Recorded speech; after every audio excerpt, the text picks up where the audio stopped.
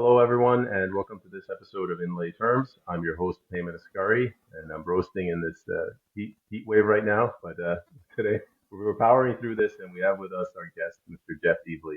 How are you doing, Mr. Eagley? Great. Thanks for having me, Payman. No. Thank you very much for coming on, Jeff. I thought maybe to get the episode started, could you maybe tell us a little about yourself, Yeah, sure thing. I was born and raised in Sydney, Nova Scotia, and Cape Breton Island. My background is in electronics. I was an electronic engineering technician by training, and I joined the military in 2001 as an aerospace telecommunications and information systems technician, computer geek. And I did 20 years from 2001 to 2021. Deployments to Iraq and Afghanistan. I did 4 years in the United States working with NORAD, retired out of National Defense Headquarters in Ottawa, Master Warrant Officer at the end of my career after 20 years. Yeah. That's a very impressive resume. It's a lot better than mine. I'm just a programmer. So, bravo. Well, yeah, that's I think, important and challenging occupation, though. And like normally, I start with the PPC side, but you tweaked my curiosity. Like, have you have you seen combat? Like, where have you been deployed? Well, I'm not a combat veteran. I was a support trade, so like whatever I saw was mostly just from the drone feed. I worked with the drones when I was in Afghanistan, so like I had visuals, but it was all on a computer screen, and we were in hostile territory, so there was a lot of harassment fire and stuff like that. But I wasn't a fighting trade, no. what drew you to the armed forces? Because I find like in Canada, because we don't really have a military as big of a military culture as the U.S. Like, what was it that inspired you to join? It just felt like a good fit for me. I did some cadets when I was a kid. I didn't really, I think I probably thought about pursuing a military career when I was really young, but I just sort of got away from it and did other things. I worked, like jobs, different kind of minimum wage jobs, like through high school. I worked a lot, full-time hours and stuff like that, not through college. And so I kind of got away from all that stuff. And then when I was just kind of starting the job search after college, I realized there was a recruiting center in my hometown that I hadn't noticed before. So I thought, that's probably a good idea to check with these guys and see what they have to offer. And they had a bunch of trades that were right up my alley, and kind of wanted to get me right in the door as a civilian qualified technician. So I ended up choosing the trade that I thought was the most technically challenging. And at that time, like I got about 8 months before 9/11, so I thought NORAD was kind of a good way to go if I wanted to be, close to the fire in terms of operations. So I went that route, and I did end up working with NORAD too, and it was pretty close to the fire, but not as close as Afghanistan or Iraq. So I got And a pretty good chunk of the experience, I think, that was on offer. for people that might not know, what exactly is NORAD and what's its mandate?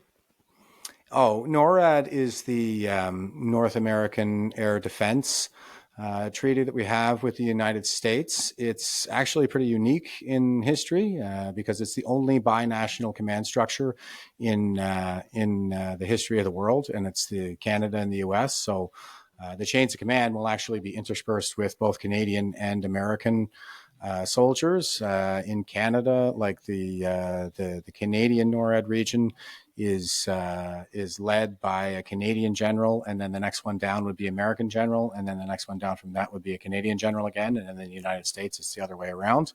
And it's tasked with defending the skies over North America.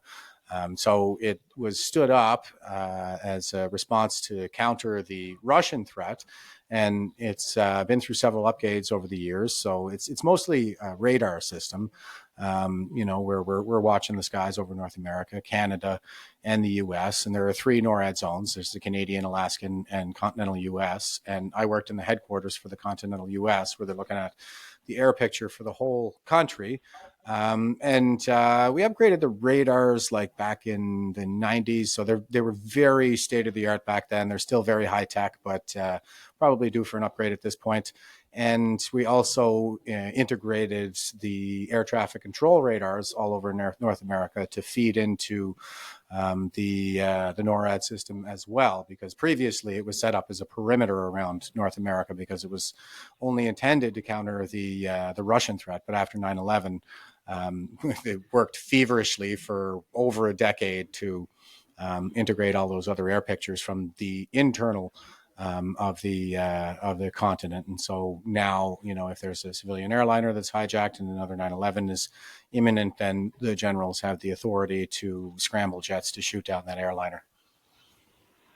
And I'm asking you like really basic civilian questions, but how accurate are these radar stations? Because you like an airliner goes down in the middle of the ocean and they can't find it. Like as a normal person, I just assume they know exactly where these things are at all times. If a Russian or a Chinese jet comes into Canadian airspace, do they track it continuously? Oh yeah, definitely.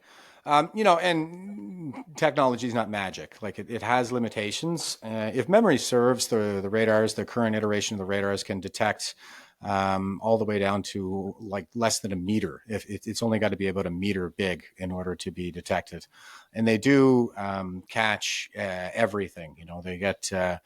I say that they're state of art because a lot of the processing in a radar system goes into eliminating clutter like weather, the terrain, if you're getting returns off of mountains or stuff like that. Like it's just like a flashlight, but it's not visible light. It's not visible to the human eye, so that you're beaming something out there and it's reflecting off and coming back, and it'll reflect off of basically anything, not just planes. So a lot of the processing end of it goes into eliminating the stuff that they don't want to see, like bird flocks and the like.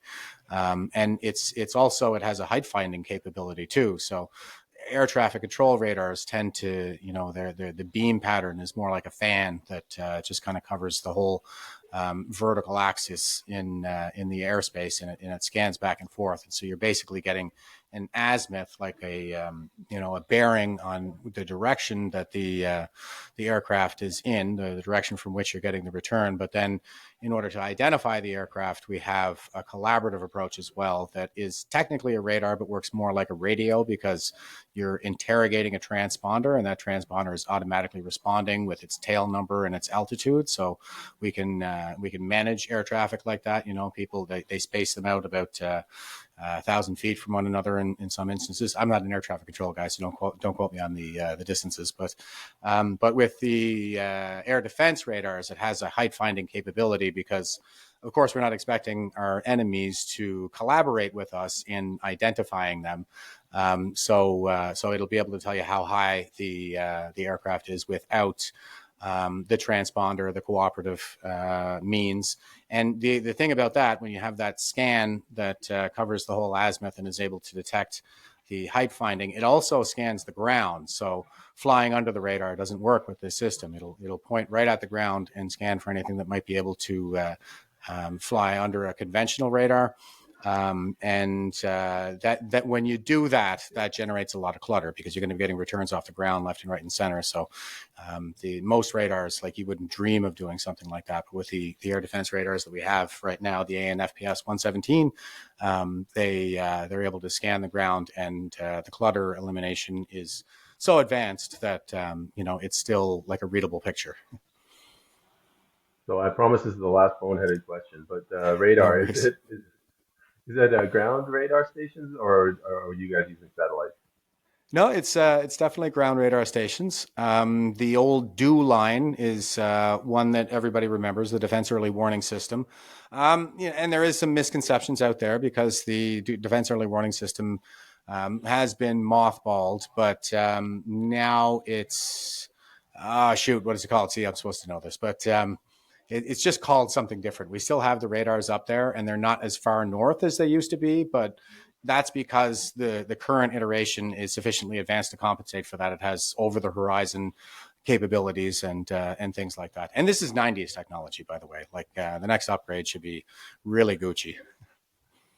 Um, do the Russians and the Chinese have stealth technology, and is that a potential threat to NORAD? It is sure, and there are processing mechanisms in place to counter that, but you can only do so much. So yeah, I mean, like it's a greater threat when we're dealing with stealth technology, but I would imagine that we'll have an even greater capacity to counter that with the next upgrade whenever that comes, sometime soon, I imagine. What about were you in Ottawa during the protest? I'm asking now because of the flag behind you, the Flanders poppy. So were you Yeah, there and defending the tomb of the unknown soldier, I believe? Yeah, that's right. I was one of the veterans that was at the monument in Ottawa. I was managing the sentry duty schedule actually because after we took down the fence and because Jim Watson had fenced off the tomb of the unknown soldier in an effort to smear the convoy and score some cheap political points with the prime minister. So at that time, veterans from all over the country came to the convoy and linked arms spanning like the entire lawn of the parliament there. And from there, they marched down, took down the fence, stacked it up nice and neat by the road for the city workers to come by and pick it up. And the police were like, well, what are we supposed to do now? Like, we can't staff this all the time and make sure that these patriots aren't peeing on the monument. So we said, it was actually Captain Brian Marr who said, well, we can put a man on this site for 24/7. We'll make sure that doesn't happen. And then I ended up running the shift schedule for that. And we had a lot of work to do in terms of de-icing the monument because of the way Jim Watson in the city of Ottawa let it fall to crap and get it all caked in snow and cased in ice. So yeah, we spent a lot of time just kind of cleaning the monument and hanging out there. Did you suffer any blowback for that? Like, did they try to label you as a domestic terrorist or something? Of course. Yes, of course they did. I was just in Ottawa last week. I had my trial because I got arrested at the convoy. I was on my way to my sentry duty. It was like 4 a.m. because I was running the schedule, so I always ended up with the worst shift. But I was coming in for my 4 a.m. sentry duty, walking on the street, and I got taken down by cops from multiple jurisdictions and arrested. And I went back to Ottawa last week. I've been banned from Ottawa for 2.5 years. They said I couldn't go back to the red zone. But then Neil Sheard called Rolling Thunder, which was the veteran motorcycle ride and wreath laying ceremony at the monument that involved some speeches. And I was the sergeant major on parade. And so I called the commands for the parade square. And I also gave a speech like the other guys did. That's where this flag actually comes from. This was the flag that I had on my motorcycle on the way to Rolling Thunder before I got snowed off the road in New Brunswick because Neil Sheard just couldn't wait like 2 more weeks for Rolling Thunder. But they came out and arrested me again at Rolling Thunder because I still had those conditions in place to not return to the red zone, even though it was 2 months later. There's no protest going on or anything like that, but that was a knowing breach of my conditions. I just wasn't going to miss that ceremony to give dignity back to the monument and the veterans who were beat up and drug off it. I went and I got rearrested, and then they added more conditions, said don't come back to Ottawa at all. So I had to cut my march with James Top on his way to the monument short at the sign for Arran Prior, because that is the civic boundary for the greater Ottawa area. I only just got my trial last week, and they modified the conditions after the trial to allow me to return to Ottawa so I could go to the monument. And it was pretty spectacular. Well, not just the monument. I mean, I used to help homeless veterans off the street while I was in Ottawa, and I housed a whole bunch of them in a supportive housing facility in the East End. So I used to go down there on Wednesday nights for the community barbecue and play my guitar and hang out with them. And I haven't seen them in almost 3 years. So I went down there and we had barbecue and played some guitar, and it was really great to catch up. And I went to the monument, and it was pretty overwhelming, actually. I mean, I think that monument means more to me now than it ever has after having had those experiences there. So, Chris Dacey did an awesome video. He was there to capture it. He put everything together and put some music to it. And it's on Twitter and Facebook and stuff like that now, and getting a lot of good feedback on it. There are a few trolls as usual, but I slap them around pretty hard on social media. The sarcasm is quite strong with me.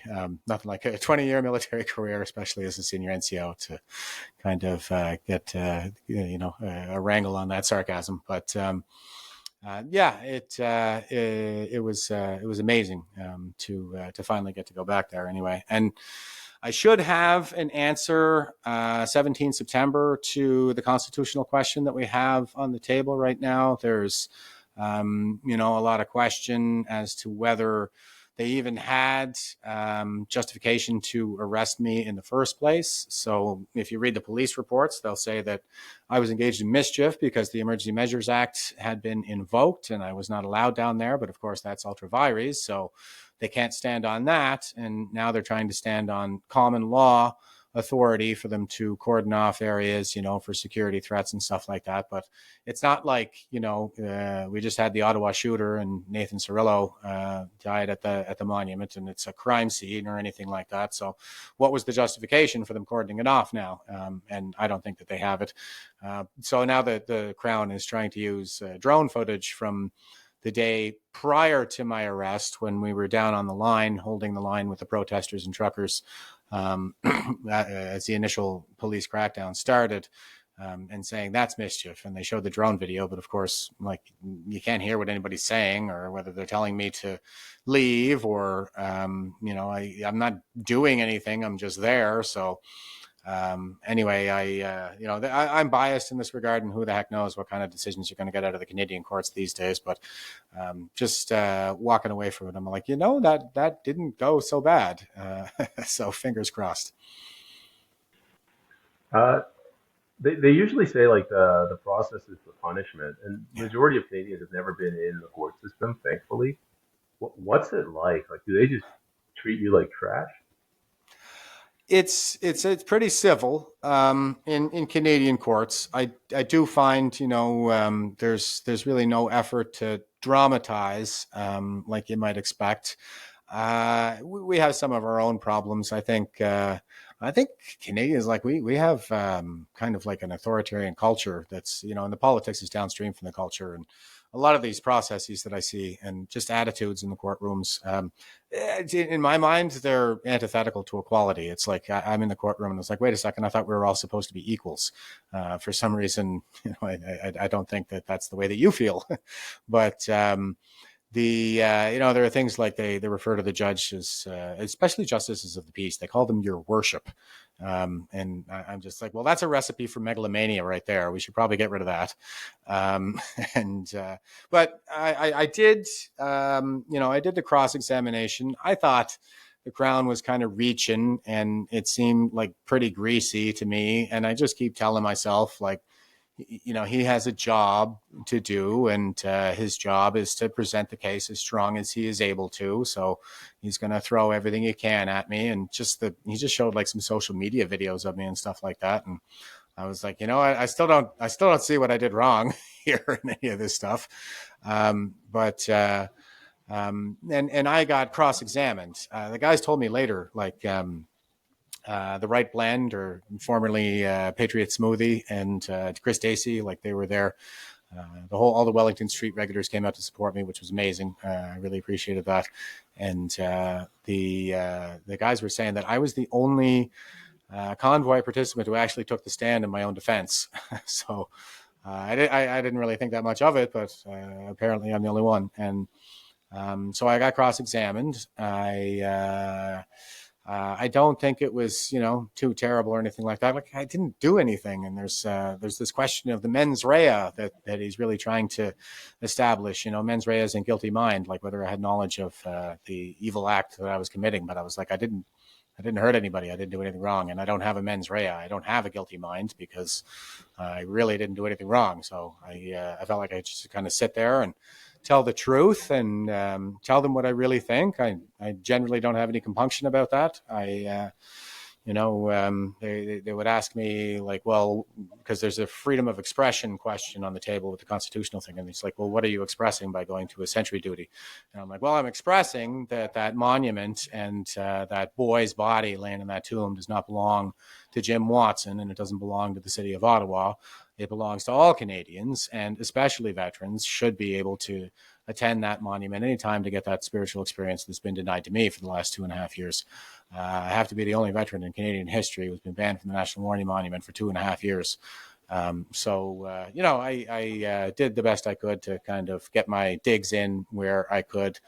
I don't think I said everything I initially intended to when I was getting up there, but I think that's just kind of the nature of it. When you're in those kinds of tense situations, you're always going to walk away going, I could have done this better and I could have done that better. And just try not to tear myself up over that stuff. And I think that overall it did go fairly well. And of course, Trantifa came out to try to intimidate me and harass me and all that stuff. And the odious Dina Sharif was there asking me how many kids I killed in Afghanistan, just to kind of mess with me and sitting behind me and, whispering in my ear. And Dina Sharif, she's like she's the dragon queen of Trantifa in Canada, probably paid, probably a paid agitator. If you want to see what Marxism really does to people, that's a good example. I didn't realize until this trip to Ottawa that she was actually a sunshine girl when she was younger. And if you see her now, you'd be like, oh, damn. Don't ever teach your kids Marxism, folks. Like, it's freaking toxic. She's got her hair colored like in the Hamas colors and all kinds of stuff. She's a loon bag. So she was out there just trying to mess with me. And I just got some video footage actually that I'm going to send off to my lawyer so we can submit a complaint for intimidation of a justice system participant. And hopefully that'll go somewhere because these people need to be stopped. She's locked up right now, actually. Her bail hearing is on Monday. She just can't seem to help herself. She's on conditions and she keeps breaching them. There's a mixture of experiences there. I had some really positive ones with my friends in Ottawa, with the Wellington regulars coming out.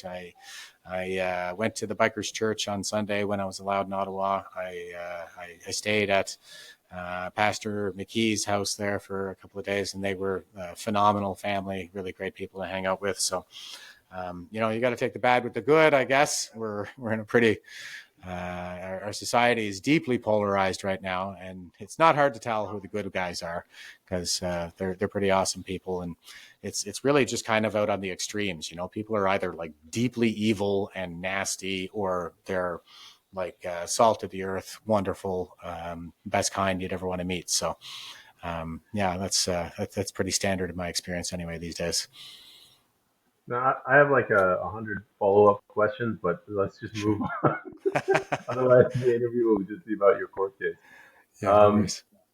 so I'm going based on your hat and everything you told me. You are a PPC candidate, correct? Yes, sir. I am selected as the PCP's candidate. I think I still got to get my signatures in order, but I'm going to be the guy. So I got to town hall scheduled for later this month, and hopefully I'll get the base out there and get them motivated to do some door knocking and stuff. I'm out in Atlantic, so oh my God, I am in the frickin' lion's den around here with the Woksters. They all hate my guts in the local groups, but my standard kind of profile is mostly joyous and loving. Anyway, I know I got my work cut out for me out here. Managing my expectations accordingly. I'll get out there and I'll say all of the things that need to be said. Do I necessarily expect to get elected the first time out? Well, not necessarily, but democracy is about providing a voice for people, and there are a lot of people out there who really don't have a voice right now. It's not a simple matter of the will to power for me.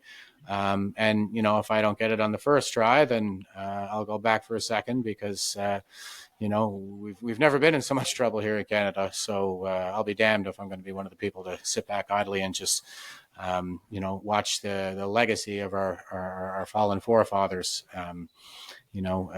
be destroyed by these commie bastards. So you're speaking of the legacy of your forefathers. This is a question I usually ask people at the end, but like, what is Canada to you, or like what is the Canadian culture? What makes it different from the rest of the world, from the U.S.? Um, well, we have more in common with the US than I think we do with any other country, especially in terms of the cultural overlap. A lot of the way that our system is set up is quite British, of course, but culturally speaking, we have a lot of overlap with the Americans. And we are incredibly fortunate to have such wonderful neighbors. It saddens me, actually, to hear Canadian attitudes about the Americans these days. I think they're falling for the propaganda, like every dictatorial regime in the entire world is constantly propagandizing anti-American sentiment. They're trying to foment that, and I think it's working. And so Canadians, even though they've never been closer allies in the history of the world. Case in point being the NORAD, Binational Command Structure. I go down to the United States and they treated me like gold for 4 years. They're wonderful people down in the southern U.S. and Florida, where the Tyndall Air Force Base was or is. And so I do think that we have a lot more in common with them than we like to let on, or at least as much as the left would like to let on, because the left is Marxist and therefore anti-American, anti-Western, but particularly American because they are exceptionally Western. And so there's that. And what Canada, I guess, is to me is it's an opportunity. So that's we're a free country, or at least we should be. We're not now. We're the post-nation state of Canada now. We're not the nation of Canada anymore. So a post-nation state would, a nation would be a people, the state, and its territory. But a post-nation state is pretty clearly just the state and its territory. It's not bringing the people along with it. So without those people, like there's no Canadian culture. I don't believe that for a second. I think that we have one of the most amazing cultures and the most amazing countries that has ever existed in the history of humanity. And ultimately, it should be, I think, about opportunity. Most places you go, 80% of the world is still stuck on that default human species setting of totalitarian. You don't really get to do what you want to do with your own life in most places in the world, but you get to do that here, or at least you should get to do that here. And the guiding mantra is do as you will, but don't harm another. It's been that way since ancient Rome. The law should be set up to prevent people from harming one another. So you may live your life as you see fit, as long as you bring no harm to another. And, it should be the case that we're a great nation, and I would define greatness as that which is conducive to a brighter future for generations to come. Things should continue to get better. Standards of living should get better for newer generations. Opportunities should be more abundant for newer generations. But as you can see, that is not the case anymore. We were a great country. We're not now. And I want to have our great nation back. So just for the clarification to the audience, I do love America. Where I was going with that question was you answered it perfectly. Oh, Do thank you you. buy into this Justin Trudeau notion of a post-national state? No, of course not. I think what that really means is that we're a vassal state for China to rape and pillage, like they did with Sri Lanka. This seems to be the agenda for global dominance that the CCP has. And there's a book out there from 1999 called Unrestricted Warfare, where a couple of Chinese colonels, Kiao Lang and Wang Shengsu, actually articulated what the basic battle strategy being deployed against us right now is. Unrestricted warfare. They say the battle space is everywhere. And when the battle space is everywhere, we are all soldiers. And one of the tactics that they deploy a lot of the time, and it's not necessarily just in this, there are multiple documents out there, but elite capture is kind of the word of the day. So they basically, and this goes all the way back to Sun Tzu in the 5th century BC, where they get the state, the people in charge working for them, turn the state against the people will turn against the state. They pit all the different ethnicities, religious groups and subgroups, so on and so forth, against one another. So they start driving us towards civil war, balkanization, And we'll be too busy at each other's throats to see that man behind the curtain as they come in here and scoop up all the real estate and resources. And when we stop working together, the state will basically just implode on its own, and we'll be subject to whatever solutions they impose upon us at that time. If you look at what happened in Sri Lanka, they built a massive international port in Hanaboda and gave them a loan to pay for it. And then when they couldn't pay that loan, they used another shell company to bail them out. The prime minister, or sorry, president, I think, in Sri Lanka, didn't even call the IMF to look for any kind of a bailout from them. It was just with the Chinese, and now there are multiple nations neighboring Sri Lanka that are trying to put something together to bail them out and tear them away from the clutches of the Chinese. But as it stands right now, that president who sold out his own people is living a high life in exile, and they've imploded their state and basically belong to China. China has a 99-year lease on the Hanaboda port, and it's of incredible strategic value, especially right off the coast of India, that they appear to be surrounding. Like they're doing this to everybody. It's the Westerners, we think differently. They think very differently than we do. We play chess, where it's about sort of catching that key piece. It's something analogous to maybe a capital city in a war. The Chinese play Go, and Go is about capturing all of the pieces, dominating the entire board, making it so that your opponent can't even move. In unrestricted warfare, they talk about using all these different tactics like economic, cultural, cyber, psychological, terrorism. It's weakening the state from within so that it just kind of implodes on its own, and they'll have us conquered without firing a shot. It's I guess it's a good thing to have an ally in Justin Trudeau. Yeah, he's pretty clearly a Manchurian candidate. I think it's a fair question to ask if whether when he said in 2014 that he had that admiration for China's basic dictatorship, whether that was him actually signaling to the people who are really in charge in this country that he was the lapdog they were looking for. Yeah, I'm no fan of Justin Trudeau. Well, you're PPC, so. Yeah, I know. There's a reason I'm here. It's not because I love his policies. Yeah. What about you? Like, why did you decide to, first of all, did you have any prior political experience? Oh, no. I've been in the military the whole time. We're not allowed to be politically active. I guess you could say I'm a conscientious guy, and I'm interested in the fate of the world. And so I've followed politics my entire adult life. And I just kind of learn as I go. And I picked up philosophy along the way, which was kind of what I was looking for, I think, the entire time. Yeah, I'd say my experience in the U.S. was probably where my own real kind of awakening started. I was down some rabbit holes in the 2000s, like 9/11 conspiracy and stuff like that for a while. But I realized where I had made my mistakes, and I found my way back out of those rabbit holes. And what I really think I started to get on track was I was in the U.S. and it was so surreal because I'm a Canadian boy and I've been propagandized in this anti-American sentiment as well. And then you get down there and you're thinking like, oh goodness, this is the Deep South and they're all racists and Bible thumping, gun toting. Well, the last two are true and they're quite proud of that. But my mother would come down to visit and that's what she would remark on. She'd be like, the people aren't racist. I don't see any racism. And that's like, no, that's just the TV, Mom. They're just like, they just say that about right wingers, about Republicans, because the South tends to vote Republican.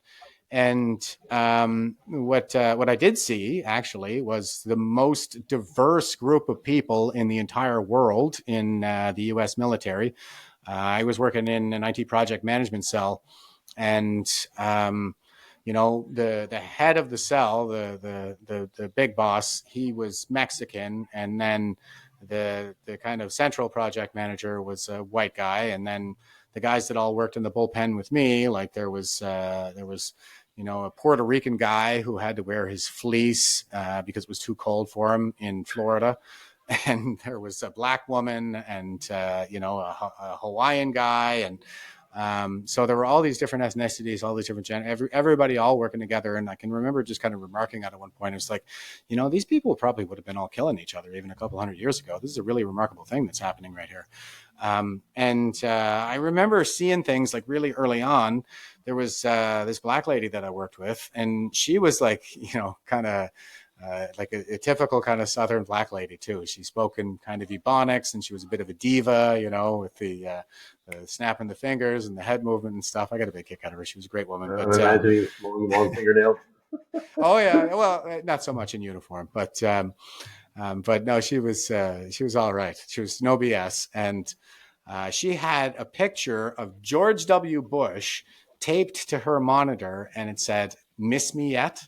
And I was like, wait a minute. I thought George W. Bush was a racist and he didn't care about black people. I mean, did Kanye West lie to me?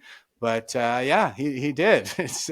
That's just kind of a left-wing perspective. And, the Chinese Communist Party is the center of gravity globally for the left. And they use racism to polarize our societies and to gaslight anybody who tries to stand up to their agenda of global dominance. We saw that with Vincent Ke, when Global News tried to interview him, and he said, it's very racist that you would ask me that question. I told him in the email, you can't ask me that question because I'm ethnically Chinese. And the guy, somebody expressed some concerns over the Chinese buying up all the fisheries here in Nova Scotia. And when the fisheries were asked about it, the Chinese guy was like, well, that's a little racist. They're the guy.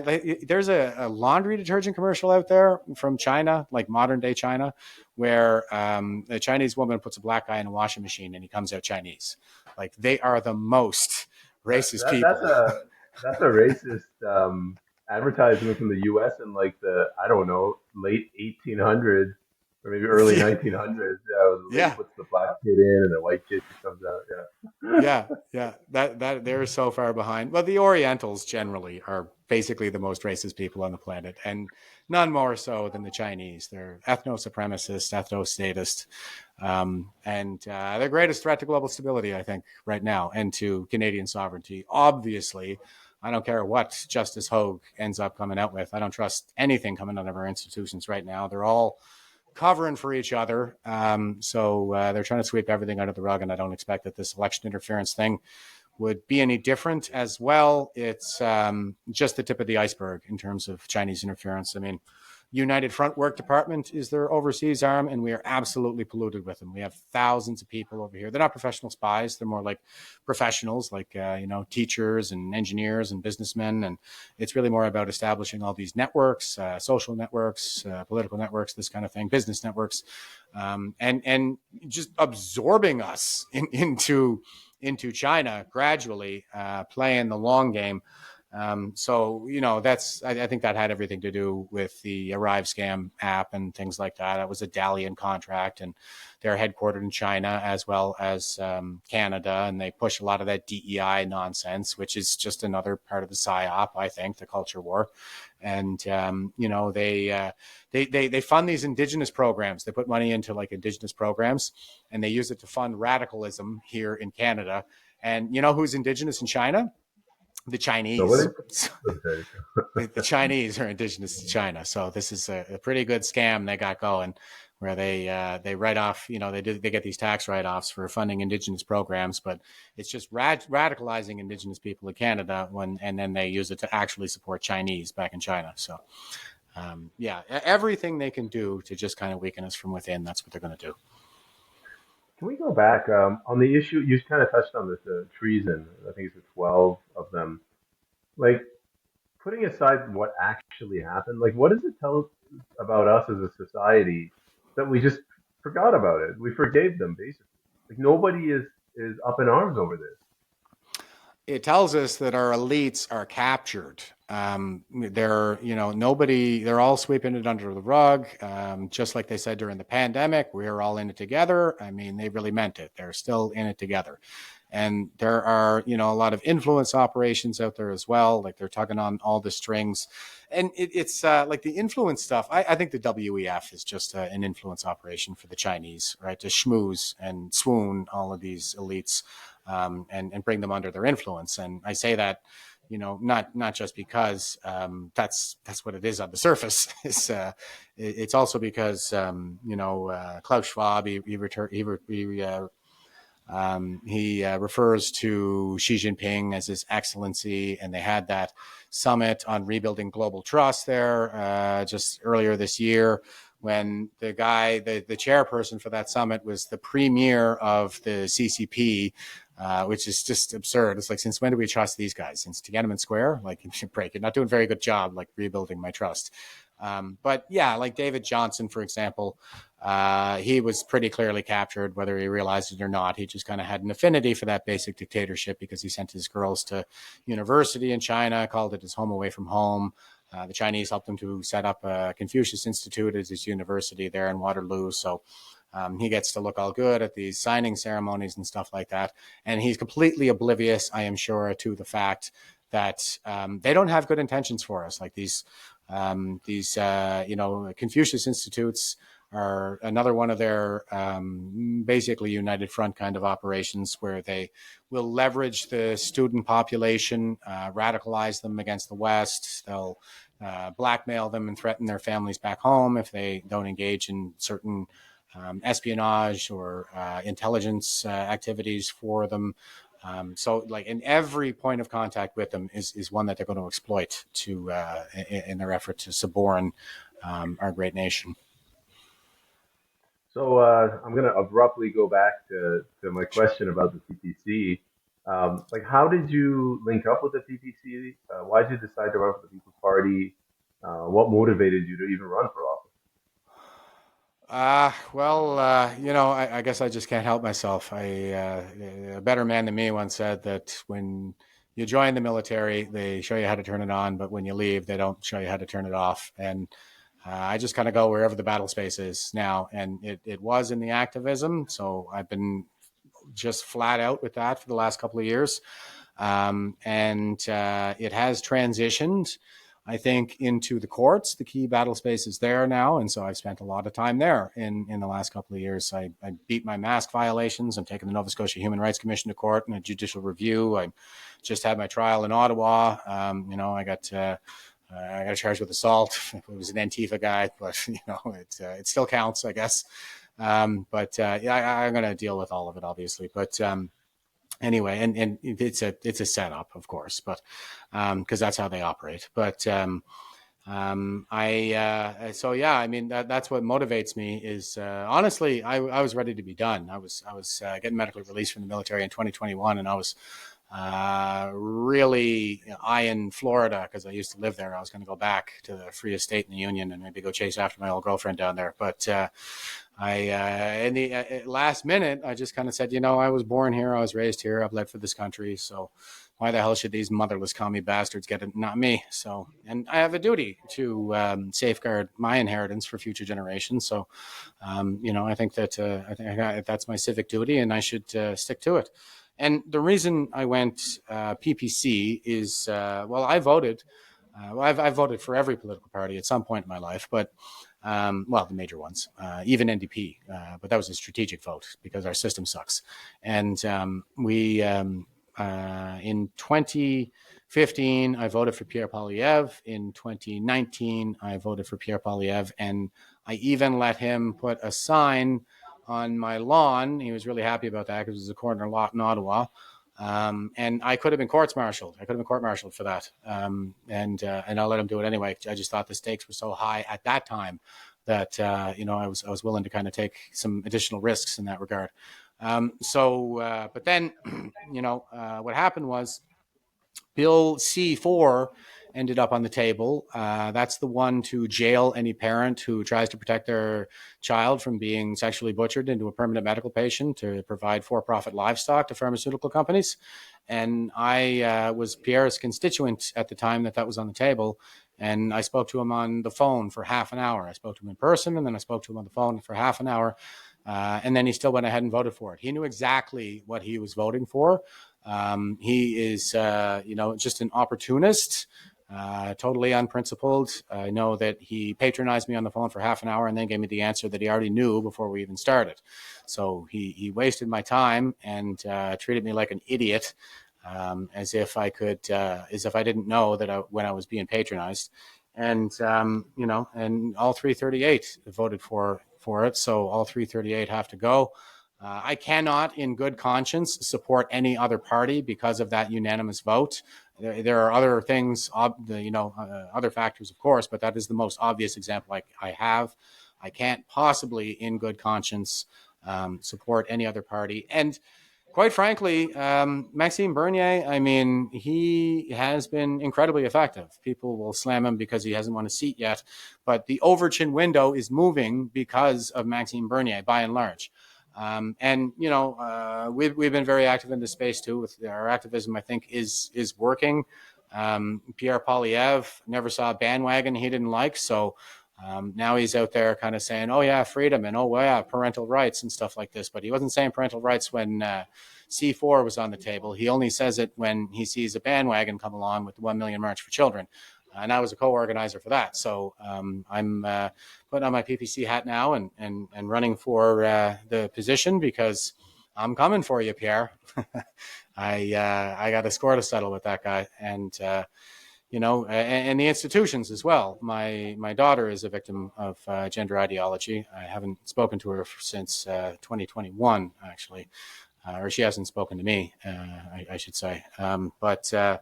It was a pretty harrowing experience living in Ottawa and having a young girl, quite frankly, thanks to the pedophile, the pro-pedophile agenda with the SOGI programs, absolutely deranging the kids when it comes to their sexuality at a time when everybody struggles with those feelings, which is, adolescence. And that's effectively what's happened is we pathologized puberty. I think that part goes back to Ken Zucker and his redefinition.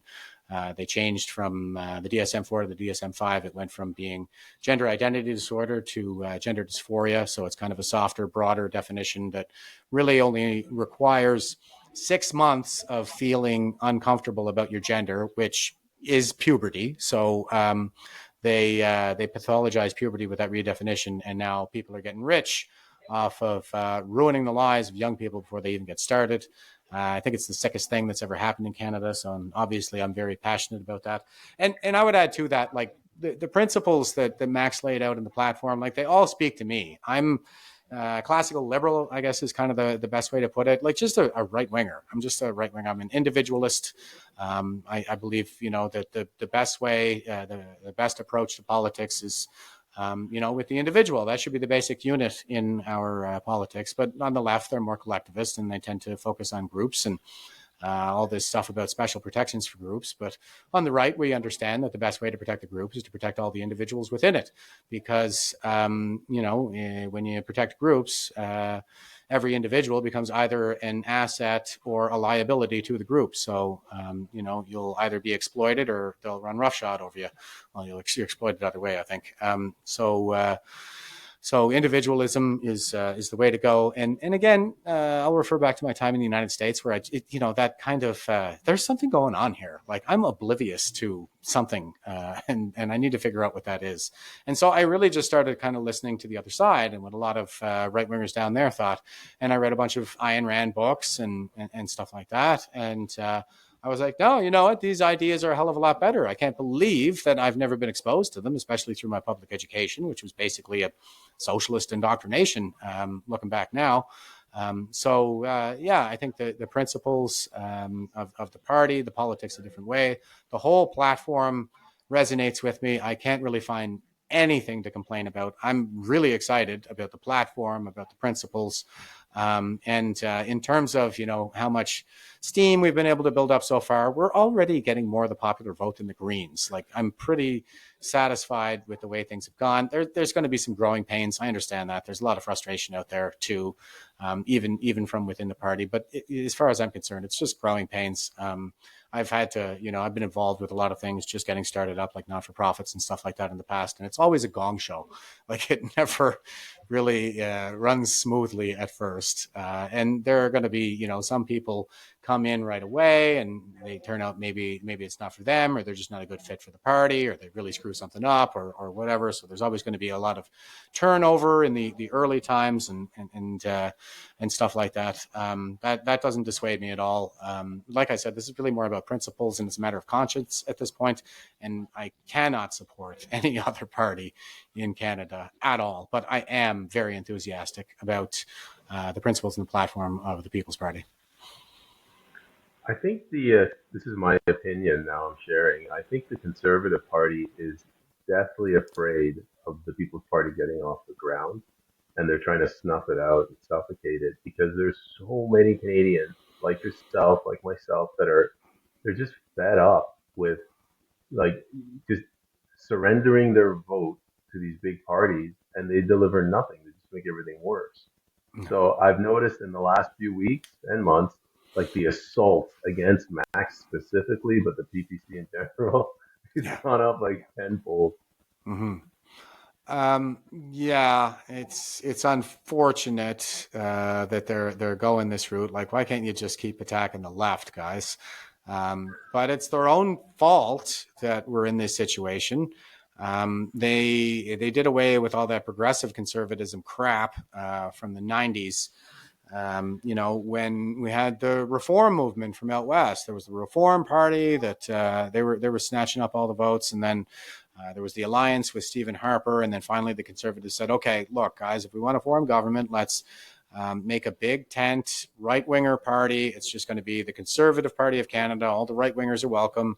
So they had the social conservatives, and I'm not a social conservative. I'm a classical liberal. I'm just, do as you will, but don't harm another.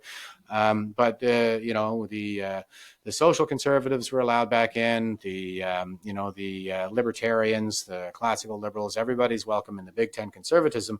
But I think they've regressed to being the progressive conservatives. I mean, if they're voting to trans the kids, that's pretty much all you got to know about that. And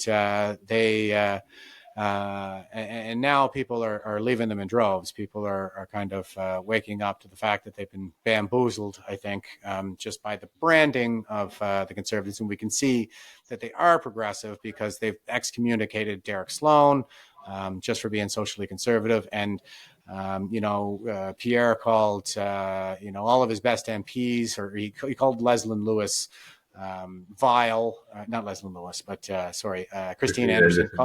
He called her vile. So now they're not allowed to associate with her at all. And they're doing all the same things. They're just as woke as the Liberals. Well, probably not that woke, but pretty damn woke when they're doing all these excommunications, right? There's anything less than ideological homogeneity is unacceptable, and you're just banished from the party if you don't toe that party line. They all serve the same establishment, and it's mostly the financial interests, I think, that they serve at this point rather than their constituents. I think there's enough out there now to at least broadly indicate that everybody got rich off the pandemic. And so, they've lost their way. They're totally corrupt. And don't forget about how, Maxime was running for the leadership of that party not that long ago. And he ended up losing to Blandrew Shear by less than a percentage point. And when he asked for a recount, they were like, yeah, sure, you guys can have a recount, but we already shredded all the ballots. Nothing to see here, folks. Nothing to see. So you see, there's the election rigging, there's the progressivism, there's the woke nonsense. They're doing struggle sessions with Blandrew Shear without the dimples, aka Aaron O'Toole. I remember, they were the key shadow cabinet members were tweeting all this stuff about how they atone for being Western and our colonial past and all this crap. It's all communist propaganda, guys. Like the Russians have been running the colonialist narrative in Africa for decades, but really Africa was better off under colonialism. But they'll say that they were victimized, and now they have inculcated that culture of aggrievement in the Africans. So with a lot of these migrants, we can see that they are extremists in their anti-Westernism, especially in light of what's happening in in England right now, although a lot of that is also Middle Eastern migration. Pakistani, they were the rape gangs in Rotherham back in the day, and Middle Eastern as well. A lot came out of Syria with the Syrian migrant crisis. And that, I think, is also another one of the key components weaponized migration of the unrestricted warfare strategy that the Chinese are deploying against the West. And the basic plan is to basically just flood us with as many jihadis as possible, and we'll be too busy fighting each other, like I said, to notice what they're really up to. You know Chuck Schumer, right? Obviously, Yeah, Cock Schumer. Senator Chuck Schumer. He did a press release today, and my God, I want to punch that guy in the face. He said we need to give a path to citizenship for the 11 million undocumented illegals in this country. Yeah. I can't even talk beyond that. Border drives me insane. But if you remember a few weeks ago in Toronto, the deputy mayor, she said something almost exactly the same. She said we need to give path to citizenship to all the undocumented in Canada. No way. And that's what the left thinks they're doing. They think they're importing a new voter base that will vote for the left in perpetuity.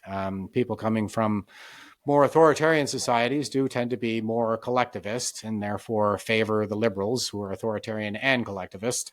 And they tend to rely on social programs for quite a while when they first get here. And they've never been so generous, obviously. That's all part of the strategy, is they're importing a new voter base from the third world, and they're bribing them when they get there to vote for the left in perpetuity. But the good news is a lot of these folks are not that progressive. They're not on board with the trans agenda. And I work with Hands Off Our Kids as well, with Camille El Sheikh. We're organizing another 1 million March for Children again for September 20th. We're finding out that perhaps we have more in common than we have, in differences. And we do have our differences, of course. And I'm sure that Camille and I, there's plenty of daylight between us on multiple issues, but we just don't talk about that stuff right now, because now is the time to set our differences aside, and focus on the common ground. And I think what you will see is the more we focus on that common ground, the more it will tend to grow. And I happen to think that Camille's a great guy too. He's very charismatic, and he's a good CEO. He's incredibly energetic, and he cares about his people, and he calls me up all the time just to kind of, toss around some ideas and see how I'm doing. So he came to my trial while I was there in Ottawa just to wish me well. And he and Dina Sharif got in a shouting match. So it was great all around. I think that, that's kind of the ticket, really. We don't see that in the freedom movement. Everybody's got this residual wokeness, I think, just after having been indoctrinated our entire lives. It's a question of how far along your awakening journey you really are. But what I see happening in whatever's left of the freedom movement at this point is the same kind of banishment that we see across the board. And this is what humans do. I mean, we're tribal, and every tribe is kind of its own cult, and it has its own dogma, and heretics are banished or murdered, for that matter. We're tyrannical by default, what I see happening everywhere is all these different groups. It's like as soon as somebody finds out that there's even a little bit of daylight between them, ideologically speaking, on any given issue, they just banish these people, just write them off, just get them out of here and all this stuff. And it's like, guys, we need to relearn how to disagree civilly, and still work together. Like that's kind of who we are, as a nation. We're the people who do this best. And so if anybody can do it, it's us, but we're doing a pretty crappy job of it right now. But that's just, my take I would offer to for anybody's consideration out there. Residual wokeness, folks. You might want to consider the possibility that you're woke. Anti-Semitism is woke, by the way. It's anti-Semitism is woke? Okay. Yeah, absolutely. Anti-Semitism is clearly woke. I can't believe how many people are on board with this crap on the right wing, because it's just so obviously the same narrative that it is everywhere else. It's a Marxist narrative. It's all about oppressor, oppressed. And the way you can tell who the good guys are is the more prosperous guys are always the bad guys. The Western nation, and if there's a Western power anywhere in the Middle East, it is Israel, and they're democratic and English speaking and capitalist and pro human rights and anti child trafficking and anti-terrorism, and they have a moderating effect on the region. They have the Abraham Accords. Some of those nations, signed the three no's. The Arab world declared the no trade with Israel, no relations with Israel, no peace with Israel. Back in the 70s, that was the Khartoum resolution, and the Sudan actually signed the Abraham Accord. So if that's not progress, I don't know what is. But anyway, the fact that there's a war going on over there right now, I just see people engaging in all this snowflakery, like they're being taken in by the propaganda. Of course, Hamas is going to be showing you, all of these dead children. A lot of them aren't even dead children. Like they've passed off wax dolls as starving children in some of their videos. If you're paying attention, you're looking closely, you can pick it up. Hamas. I mean, I've been following this stuff for decades. Well, at least since the late 2010s, when I was getting ready to deploy to Afghanistan, just the phenomenon of global jihad in particular. And, so I know what Hamas is like. I've seen the photos of them from over a decade ago, and you see a fighter who's knelt down behind a toddler, basically, and aiming a rifle over his shoulder, because they literally use their own children as human shields, because and then draw Israeli fire to try to get those kids killed so they can use their bodies for the propaganda win. And it's a win-win for them, because those children are martyrs, and therefore they go straight to heaven and get to pick all their favorite people to go with them, in the doctrine of Islam that they're so fanatical about. And everything they do is really built around that. That's a big part of their strategy, is incurring as many civilian casualties as they can on their side for that propaganda win. And at the same time, and they set up command posts in hospitals, and UNRWA got busted participating in the massacre. Like Gazans broadly, a very problematic population. We should not be bringing them here. We're bringing 5,000, I think it is, but the first one that we brought in because of chain migration, where they're allowed to bring family members. The first guy brought like 43 people with him. So if we're bringing 5,000 and they all bring 40 people with them, that's like 200,000 Gazans. And we basically have a terror state within Canada at that point. It's not to say that there's no good Gazans out there. Like, there's what's his name? Mossab Hassan Yusuf is a frickin' hero who spoke at the UN earlier this year too. He was the son of the Hamas founder, who actually turned on them and started collecting intelligence for Israel. And he's credited with saving tens of thousands of lives from suicide bombings, especially during the Second Intifada. And now they want to globalize the Intifada, and that just means, massacring Jews. And they're chanting into the streets. And so I think we have nobody looking out for us right now. The Chinese are operating here. IRGC is operating here. Hamas is a proxy for Iran. We cut off funding to UNRWA after it was revealed that they participated in the massacre, and then we turned it right back on again. I don't even think we missed a payment. It wasn't even a month, so we didn't even miss a payment to them, even though we know that they're using that money to support Hamas. They're using those, and then Hamas. They will use their funding to fund these NGOs like Sammy doing, who pay for the buses and all the professionally made signs that we see on Parliament Hill with these Hamas demonstrations. Right. So at the end of the day, we fund these Hamas demonstrations. That's where we are right now. We're funding our own demise. We still get foreign aid to China, for crying out loud. They have a space program. Like, nobody is ever going to refer to Canada as an emerging superpower. So what the hell are we doing sending foreign aid to China? It's absurd. And we'll do this song and dance with them, where they put the tariffs on things like steel, and I just ban it. I say just ban these people. Like everything China, just ban it. Cut them off, extirpate them, get them the hell out of Canada. Not ethnically Chinese, but we're polluted with spies and with United Front, and they closed the embassy. And we have a trade deficit with China. So what's everybody so afraid of exactly? Like if we cut off relations with them, then we'll be better off financially, because they're soaking us. They're sponging money out of our economy and draining it towards them. That's. I think we have some very tough conversations again ahead of us, and some difficult decisions that we're going to have to make if there's any hope of, saving something for the next generation.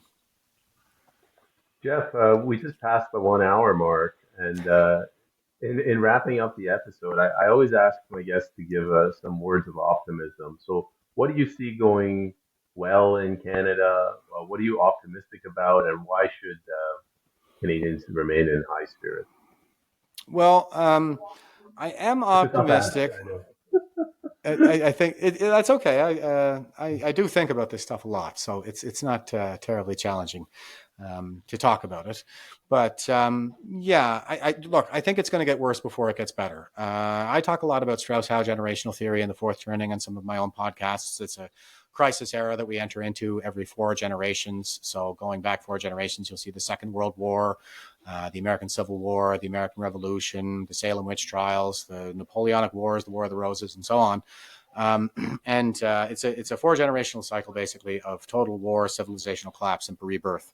And our fourth turning started. It was catalyzed with the 2008 stock collapse. The previous one was catalyzed with the 29 stock collapse. And we hit the full blown crisis in 2020, as predicted by Neil Howe in 1991. He's a demographer and economist, and he said that the major crisis that would threaten our civilization would hit us in 2020, plus or minus 2 years. We're not due to come out of it until about 2030, it looks like. So we still have a lot of fighting to do ahead of us. We haven't hit the ekpyrosis yet either. It hasn't climaxed. I'm thinking it'll probably be later this year, especially with and that would be the big crash. So I hope everybody's ready. I think in and around the American election, there's going to be a lot of shenanigans, election rigging, terrorism, lawfare that they're doing against Donald Trump. So it is going to heat up, I think, later this year. But the thing is that every time we surmount one of these crises, we build the institutions to new heights. We develop new technologies, higher standards of living that the world has ever seen. So it's going to get worse before it gets better, but there is a brighter future ahead as long as we can mitigate enough damage in the process to move our way through this. Just to make sure we're going to probably lose a little bit of ground, but what we're trying to do now is mitigate damage, and then we can regain that ground after the ekpyrosis, I think. And I do see attitudes changing. More and more people. All the time. I went to see my therapist the other day, actually. I was at an appointment and she saw the video of me that Chris Stacey did returning to the monument. And she was like, wow, that was really informative. Like, it really kind of filled in a lot of gaps for me. I didn't realize how much went on at that convoy. So people are eventually getting the message, but it's not going to happen in one fell swoop. I think a lot of people really got their spirits down when the convoy, didn't work, so to say. But it was never going to be like, this is a war that we're in. I really do think it's World War III. And these historians will look back and say it started in 2020. So we're not going to win this in a single battle. It's going to be over a series of battles over a course of years. And we need to think more strategically. 2 things you got to remember when you're going to war. We're going to take casualties and we're not going to save all the children. So, people are going to leave the movement. Maybe they come back at some time. People are going to continue to die, and children are going to be continued to be exploited in the meantime. But you cannot take it personally because it's war. And the big thing is you kind of got to protect your psyche and keep your wits about you as we go through. We got to think our way through this very carefully. So I do see a lot of room for optimism there. We're starting to see favorable decisions coming out of the courts, which are our best shot right now.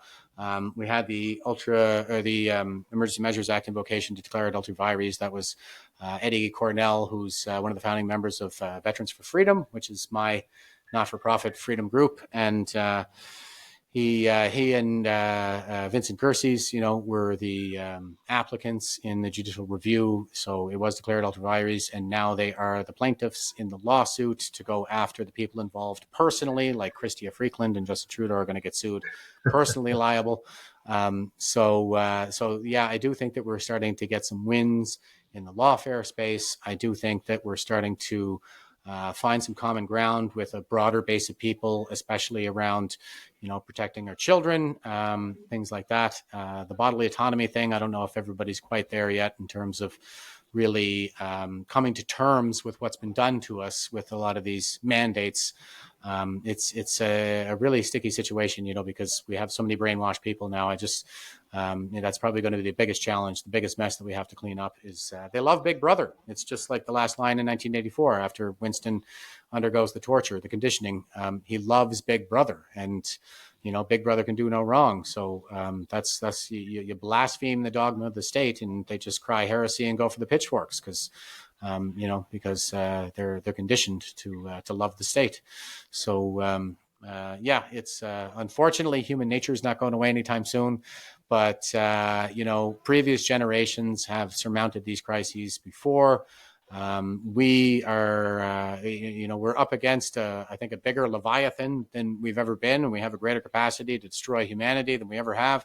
But at the same time, on the other side, I mean, it's a bigger brother than it's ever been, but there are, more little brothers out there than there have ever been. That's what Andrew. I'm spacing on the name now.